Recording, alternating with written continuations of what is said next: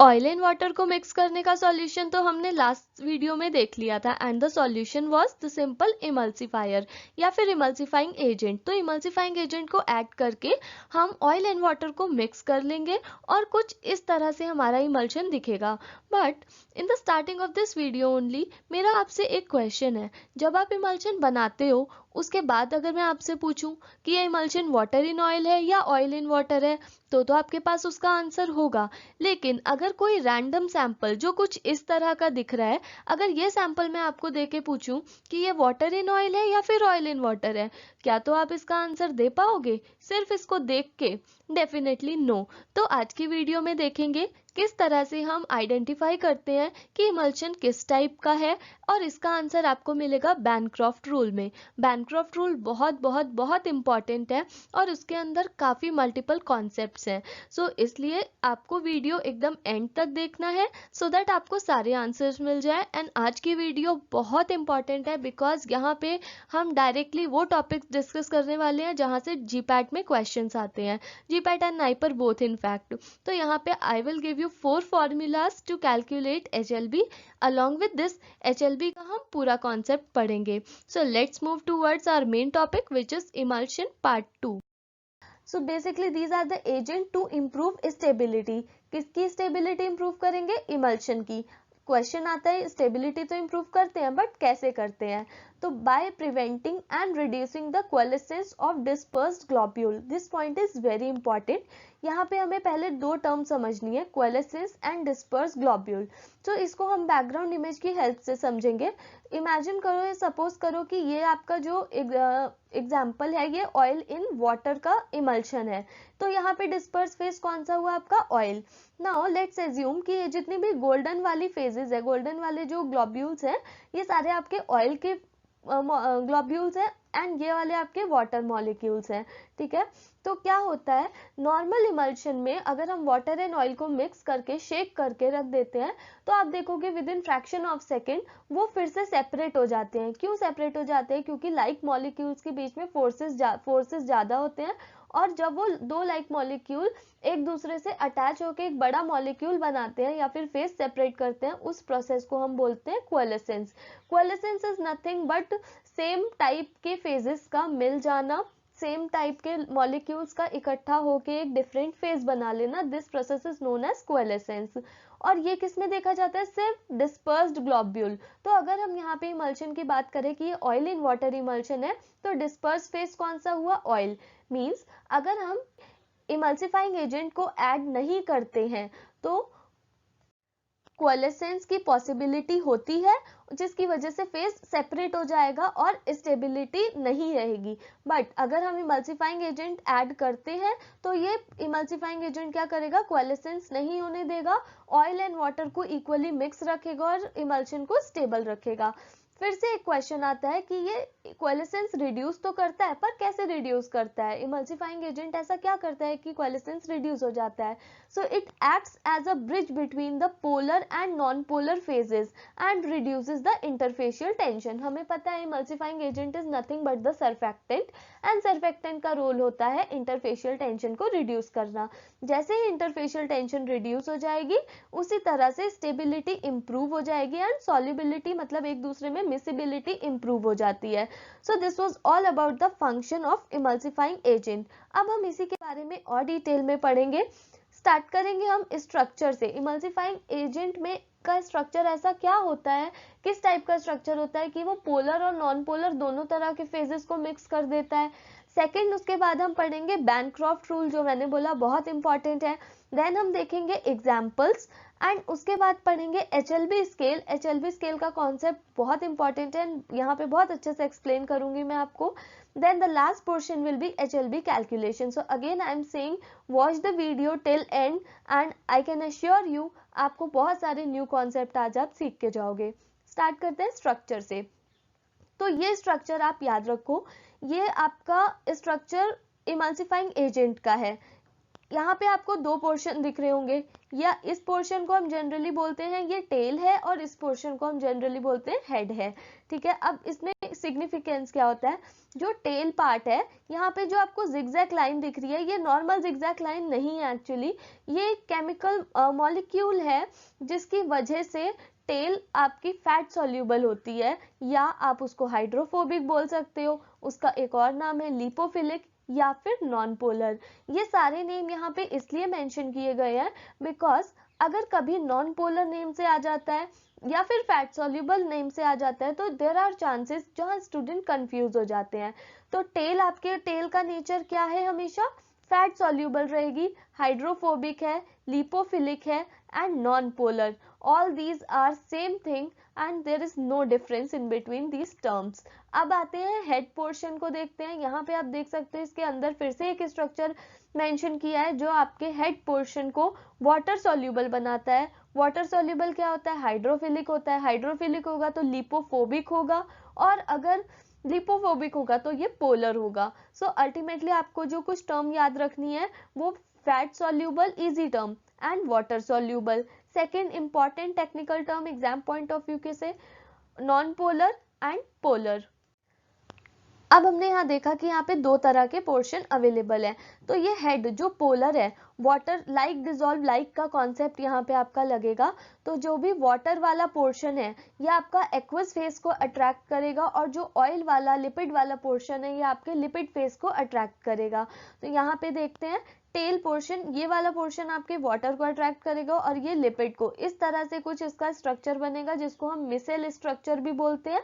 यहाँ पे आप देख सकते हो ये आउटर पोर्शन में वाटर है, क्यों, क्योंकि ये पोर्शन आपका हाइड्रोफिलिक है, राइट, वाटर सॉल्यूबल है, और इनर पोर्शन में ऑयल है। इस तरह से ये जो इमल्सिफाइंग एजेंट होते हैं ये वाटर मॉलिक्यूल और ऑयल मॉलिक्यूल को एक दूसरे से बाइंड करके रखते हैं। So these are the basic function of emulsifying agent. And यहाँ पे हमने उसका स्ट्रक्चर देखा कि इसके स्ट्रक्चर में ऐसा क्या है जिसकी वजह से ये बाइंड करके रखता है। हमने जो इमेज मॉलिक्यूलर लेवल पे देखी उसको फिर से एक फिजिकल लेवल पे देखते हैं कि अगर हम ऑयल एंड वाटर को मिक्स करेंगे तो वो कुछ इस टाइप का दिखेगा, and this is effect of emulsifier. इतना पढ़ने के बाद मेरे माइंड में एक क्वेश्चन आया, so please have a look towards my question and definitely आपको इसका आंसर बहुत इंटरेस्टिंग लगेगा। So if surfactant has both water and lipid soluble and, ठीक है, जब हमने उसका स्ट्रक्चर देखा सर्फेक्टेंट का तो वहां पे पोलर एंड था एंड नॉन पोलर एंड था। So after adding surfactant to all emulsion should be same. तो जब हम सर्फेक्टेंट को किसी भी इमल्शन में ऐड करते हैं, चाहे वो ऑयल इन वाटर हो या वाटर इन ऑयल हो या फिर मल्टीपल इमल्शन हो, उसके बाद तो सारे इमल्शन सेम होने चाहिए ना, क्योंकि जब सर्फेक्टेंट के अंदर कॉमन ग्रुप है और सर्फेक्टेंट का काम भी कॉमन है कि वो ऑयल और वाटर को इकट्ठा करके रखे, तो फिर बाद में इमल्शन डिफरेंट कैसे होते हैं। So because now water and lipid is completely miscible with each other. तो सर्फेक्टेंट ऐड करने के बाद हम कैसे कह सकते हैं कि कोई इमल्शन वाटर इन ऑयल है या फिर ऑयल इन वाटर है। ऐड करने के बाद तो सारे इमल्शन सेम हो जाने चाहिए। तो ये एक बहुत बड़ा क्वेश्चन है एंड इसका answer as I told you in the first line कि बैनक्रॉफ्ट में मिलेगा।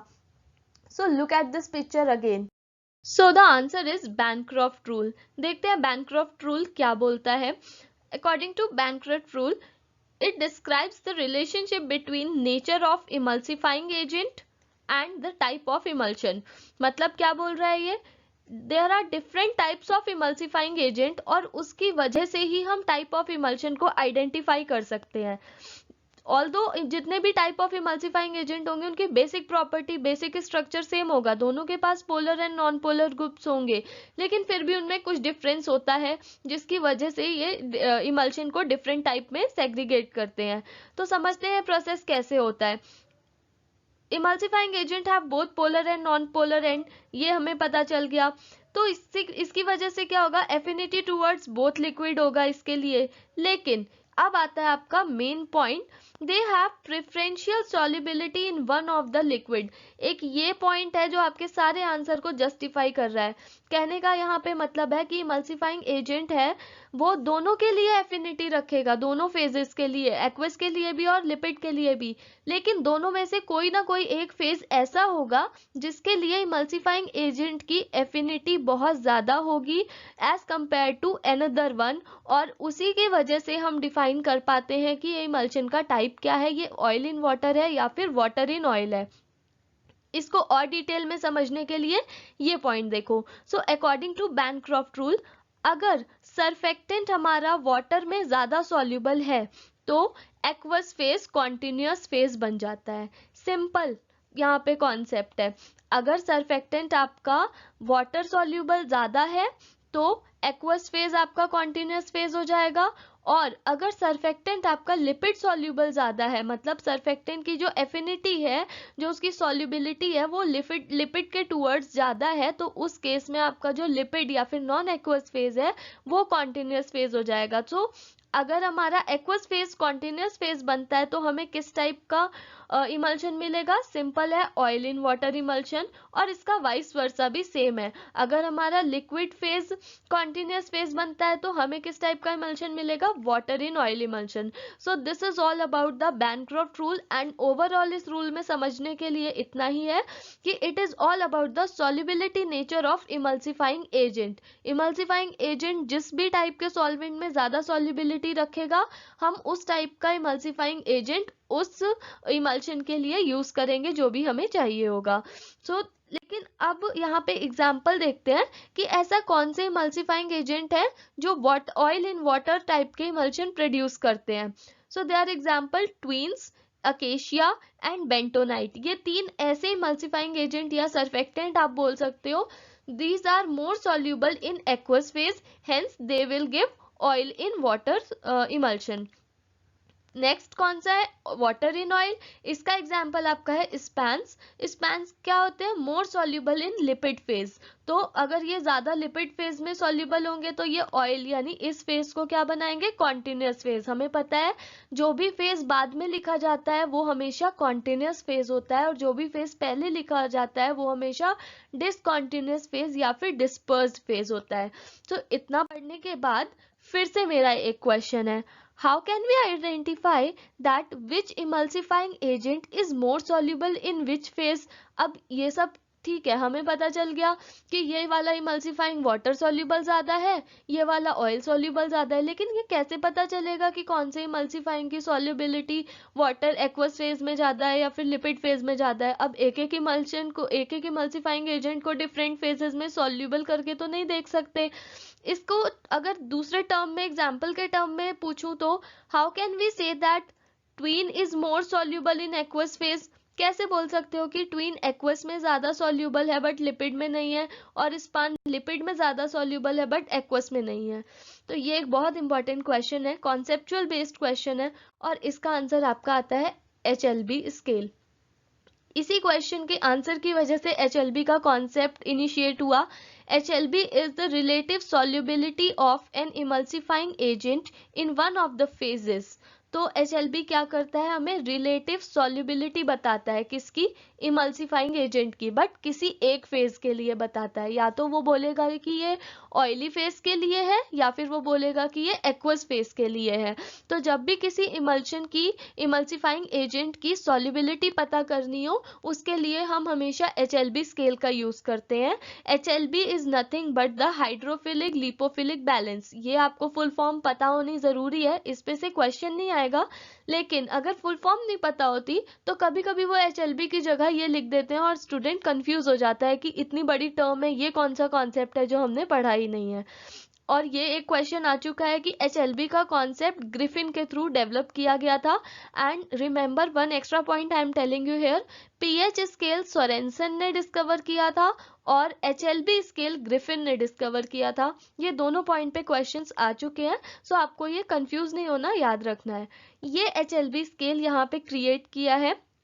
देखो यहाँ पे क्या इंपॉर्टेंट है, आपको एग्जाम पॉइंट ऑफ व्यू के लिए बता रही हूँ। पहले तो आपको ये वैल्यूज बिल्कुल टिप्स पे होनी चाहिए, यू कांट दीज वैल्यूज। यहाँ से डायरेक्ट क्वेश्चंस आ चुके हैं, मल्टीपल टाइम आ चुके हैं। उसमें से सबसे ज्यादा वेटिंग एजेंट का पूछते हैं जिसकी HLB वैल्यू 7 to 9 है, उसके बाद आपका ब्रॉड कैटेगरी में पूछते हैं कि oil in water emulsifying agent के लिए जनरली HLB वैल्यू कितनी होती है, वो 8 to 16 होती है, और water in oil emulsifying agent के लिए 3 to 8। अब ये HLB स्केल किस तरह से बताता है कि कौन सा इमल्सिफाइंग एजेंट कौन से फेज में सॉल्युबल हो सकता है, तो उसका यहाँ पे आपको जो 9th वाला पॉइंट है, यहाँ पे आपको अपना मार्कर सेट करना है, ठीक है। इसके ऊपर जितनी भी वैल्यू होंगी वो हमेशा हाइड्रोफिलिक फेज को रिप्रेजेंट करेंगी। हाइड्रोफिलिक मतलब वो इमल्सिफाइंग एजेंट वाटर सॉल्युबल ज्यादा होगा, इसलिए वो हमें ऑयल इन वाटर इमल्शन देगा। और 9 के नीचे जितनी भी वैल्यू होंगी वो लिपोफिलिक फेज को रिप्रेजेंट करती है। इसका मतलब इमल्सिफाइंग एजेंट ऑयल में या फिर लिपिड फेज में ज्यादा सॉल्युबल होगा, और इसलिए ये हमें वाटर इन ऑयल इमल्शन देगा, क्योंकि हमें पता है अगर ये लिपिड फेज में ज्यादा है तो ये उसको कॉन्टिन्यूस फेज बना देगा, और कॉन्टिन्यूस फेज के अकॉर्डिंग वाटर इन ऑयल। तो ये HLB स्केल में इसकी वैल्यूज इंपॉर्टेंट है, सारी वैल्यूज इंपॉर्टेंट है। यहाँ से डायरेक्ट क्वेश्चन आता है किसने डिस्कवर किया और इसकी फुल फॉर्म। अब यहाँ पे एक छोटा सा एग्जाम्पल देख लेते हैं। हाइड्रोफिलिक इमल्सिफाइंग एजेंट के एग्जाम्पल क्या है जो हमें ऑयल इन वाटर टाइप के इमल्शन देते हैं? ट्वीन 80 जिसकी HLB वैल्यू 15 है, एंड सोडियम ओलिएट जिसकी HLB वैल्यू 18 है। ये HLB स्केल सिर्फ 18 तक लिमिटेड नहीं होता, इसके ऊपर भी जाता है, बट हम जनरली 18 तक ही कंसीडर करते हैं। बुक्स में आपको 18 तक ही मिलेगा, बट इसके ऊपर भी होता है। तो जितना ज्यादा जाएगा उतना ज्यादा ऑयल इन वाटर, मतलब उतना ज्यादा इमल्सिफाइंग एजेंट में इमल्सिफाइंग एजेंट की एक्वस सॉल्युबिलिटी उतनी ज्यादा होगी। लिपोफिलिक इमल्सिफाइंग एजेंट देखते हैं जो हमें वाटर इन ऑयल टाइप का इमल्शन देते हैं। उसका एग्जांपल आपका स्पैन 80 एंड ग्लिसराइल मोनोस्टेरेट जिसकी HLB वैल्यू आप देखोगे 9 से कम ही है। तो आपको सिर्फ इतना ध्यान रखना है, अगर कोई भी HLB वैल्यू 9 से कम आ रही है तो वो इमल्शन आपका लिपिड है। जितना कम है उतना लिपिड है, जितना ज्यादा है उतना एक्वस है। बाकी कॉन्सेप्ट आप सीरियसली कनेक्ट कर सकते हो वन बाय वन, कि अगर लिपिड है तो लिपिड में सॉल्युबिलिटी ज्यादा है तो एक्वस जो कॉन्टिन्यूस फेज होगा वो लिपिड होगा, और कॉन्टिन्यूस फेज अगर लिपिड होगा तो किस टाइप का इमल्शन मिलेगा? Water in oil emulsion. इसका ही वाइस वर्सा। तो आपको सिर्फ एक चीज लर्न करनी है और इसके बेसिस पे ही आप पूरा यहाँ पे रटने की कोई जरूरत नहीं है, सारा कॉन्सेप्चुअल बेस है। सिर्फ एक चीज समझो और सारी चीज आप खुद यहाँ से कनेक्ट कर सकते हो। And now we are coming to last part of our video which is HLB calculation. इसको मैंने अलग से कवर किया है, and I am gonna assure you कि इस स्लाइड के बाद आप हर टाइप की कैलकुलेशन करने में सक्सेसफुल रहोगे। तो देखते हैं फर्स्ट ये टेबल। सबसे पहले इस टेबल को समझ लेते हैं, बिकॉज ये टेबल बिल्कुल भी थ्योरी और बुकिश पॉइंट ऑफ व्यू से नहीं है, कंप्लीटली एग्जाम के अकॉर्डिंग है। फर्स्ट कॉलम में आप देखोगे कंडीशन मेंशन है। ये कंडीशन क्या है? This is nothing but the question, कि क्वेश्चन में क्या पूछा गया है। जो भी क्वेश्चन में पूछा जाएगा उसके अकॉर्डिंग आपको फॉर्मूला सिलेक्ट करना है। फॉर्मूले का डिस्क्रिप्शन थर्ड कॉलम में है, जो भी इसकी टर्मिनोलॉजीज है उसको थर्ड में डिस्क्राइब किया है। फोर्थ कॉलम में आपका डायरेक्ट एग्जाम्पल या क्वेश्चन लिया गया है, एंड फिफ्थ में कैलकुलेशन करके दिखाया है। स्टार्ट करते हैं अपनी फर्स्ट कंडीशन से। अगर आपको क्वेश्चन में गिवन है सिर्फ molecular weight, molecular weight directly given हो सकता है, या फिर स्ट्रक्चर गिवन हो सकता है, या फिर मॉलिक्यूलर फॉर्मूला गिवन हो सकता है जहां से आपको मॉलिक्यूलर वेट कैलकुलेट करना पड़ सकता है। That is very easy. तो अगर सिर्फ आपको मॉलिक्यूलर वेट या स्ट्रक्चर गिवन हो, उस केस में आपको ये फॉर्मूला यूज करना है जो क्या बोलता है? HLB is equal to 20 into MH divided by M। अब यहाँ पे MH क्या है? Molecular weight of hydrophilic group. अब आप पूछोगे इतना बड़ा स्ट्रक्चर गिवन होगा, उसमें हमें ये कैसे पता चलेगा कि कौन सा ग्रुप हाइड्रोफिलिक है और कौन सा हाइड्रोफोबिक, सो दैट हम उसका फॉर्मूला उसका मॉलिक्यूलर वेट कैलकुलेट करें? तो आपको molecular weight of hydrophilic group given होगा। अगर आपको डायरेक्टली वेट गिवन नहीं होगा तो फिर हाइड्रोफिलिक ग्रुप का मॉलिक्यूलर फॉर्मूला अलग से गिवन होगा जहां से आप कैलकुलेट कर सकते हो। एंड नेक्स्ट जो सिर्फ M है ये रिप्रेजेंट करता है molecular weight of whole molecule. हो सकता है आपको डायरेक्टली गिवन हो सकता है आपको कैलकुलेट करना हो। तो इसका एग्जाम्पल देख लेते हैं। मोनोओलिक एस्टर, मोनोओलिक एसिड एस्टर जो एक नॉन आयनिक सर्फेक्टेंट है, इसका मॉलिक्यूलर हाइड्रोफिलिक ग्रुप का मॉलिक्यूलर वेट 396 है और टोटल मॉलिक्यूलर वेट 671 1 है। इस तरह से क्वेश्चन अगर आता है और आपको HLB निकालने को बोला जाता है तो फॉर्मूला देखो कितना सिंपल है, 20 इंटू 396 डिवाइडेड बाय 671। जब हम इसको कैलकुलेट करते हैं तो आपका जो HLB वैल्यू आएगी वो आएगी 11.8।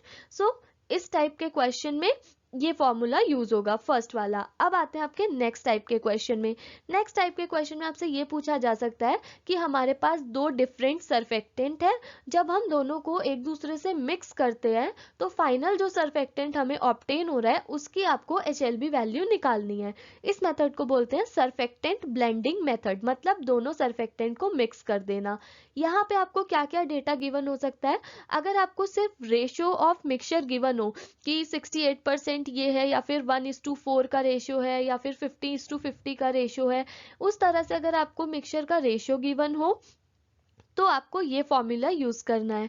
यहाँ पे फॉर्मूला है HLB is equal to S1 into HLB of 1 plus S2 into HLB of 2। यहाँ पे आपको रेशियो के साथ जो भी दोनों इंडिविजुअल कंपाउंड है उनकी HLB वैल्यू भी गिवन होगी। एग्जाम्पल देख, यहाँ पे S1 है आपका परसेंटेज रेशियो ऑफ सर्फेक्टेंट 1 और HLB 1 मतलब सर्फेक्टेंट 1 की HLB। इसी तरह से सेकेंड वाला, इसका एग्जाम्पल देखो आपको क्लियरली समझ आ जाएगा। क्वेश्चन है calculate the combined HLB value of sodium monostearate जिसकी HLB वैल्यू गिवन है 4.7 एंड पॉलीऑक्सी इथाइलिन सॉर्बिटान मोनोऑलिएट जिसकी HLB वैल्यू गिवन है 15। So the mixture is blended in the ratio of 68:32। यहाँ पे आपको इस फॉर्मूला के अकॉर्डिंग सारा डेटा दिया गया है। अब अगर आप इस कंडीशन में ये वाला फॉर्मूला आप सिर्फ लर्न करके जाते हो तो आप सोचोगे कि हमें आता ही नहीं है, और इनफैक्ट अगर आप इससे निकालने की भी कोशिश करोगे तो आपका आंसर गलत आएगा, बिकॉज हर कंडीशन के लिए अलग फॉर्मूला गिवन है। तो यहाँ पे देखो कितना सिंपल कैलकुलेशन है। परसेंटेज रेशियो ऑफ सर्फेक्टेंट 1 मतलब 68 अगर गिवन है तो ये आपका हो गया 0.68 डिवाइड इंटू 4.7 मतलब HLB ऑफ 1। HLB ऑफ 1 कितना है 4.7, उसको ऐड कर देंगे और उसके बाद ऐड करने के बाद S1 percentage ratio of S2 जो आपका यहाँ पे 32 है, ठीक है, तो इसको परसेंटेज कितना हो गया 0.32 into HLB value of surfactant 2 जो है यहाँ पे आपकी 15। जब इस तरह से इस मेथड से कैलकुलेट करोगे फाइनल HLB आ जाती है 8। ये आपकी हो गई सेकंड कंडीशन। सेकंड टाइप का इस टाइप से क्वेश्चन आ सकता है। थर्ड आता है किस टाइप से क्वेश्चन, जो ये वाला क्वेश्चन 2016 के GPAT पेपर में इनफैक्ट आ भी चुका है। अगर आपको क्वेश्चन में सिर्फ सेपोनिफिकेशन वैल्यू और एसिड वैल्यू गिवन हो तो आप डेफिनेटली इनमें से कोई फॉर्मूला नहीं यूज कर सकते। उस केस में फॉर्मूला डिफरेंट होता है। HLB is equal to 20 into 1 minus S by A।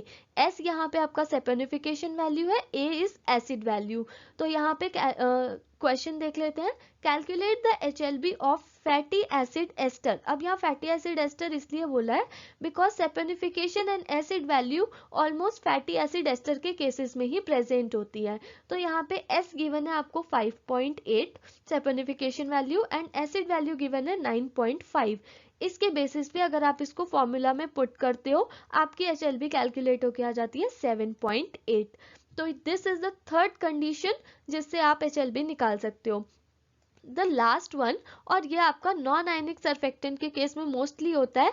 इस केस में आपको सिर्फ इथाइलिन ऑक्साइड की यूनिट गिवन होगी। इसका फॉर्मूला बहुत सिंपल है, HLB is equal to E divided by 5 where E is nothing but number of ethylene oxide unit per molecule. ये बहुत इंपॉर्टेंट है। अगर आपको क्वेश्चन में कोई भी डेटा नहीं गिवन है, सिर्फ number of ethylene oxide molecule given है, तो आपको सिंपल फॉर्मूला लगाना है HLB is equal to E divided by 5। Question देखते हैं। Calculate the HLB of an ionic surfactant containing 15 ethylene oxide unit in a molecule. तो इसको आप क्या करोगे 15 डिवाइडेड बाय 5 और आपकी HLB वैल्यू आ गई 3। So these are the all 4 formulas जिसकी वजह से आप HLB कैलकुलेट कर सकते हो। आपको ये बहुत अच्छे से लर्न करना है और एग्जाम में ये इसके अलावा कहीं से क्वेश्चन नहीं आ सकता। अगर HLB से क्वेश्चन आएगा तो इस वीडियो में HLB की एक छोटी से लेके बड़ी हर इंपॉर्टेंट बात डिस्कस की गई है। अगर आप ये वीडियो अच्छे से लर्न कर लेते हो, समझ लेते हो, तो HLB का कोई भी क्वेश्चन मिस नहीं होगा।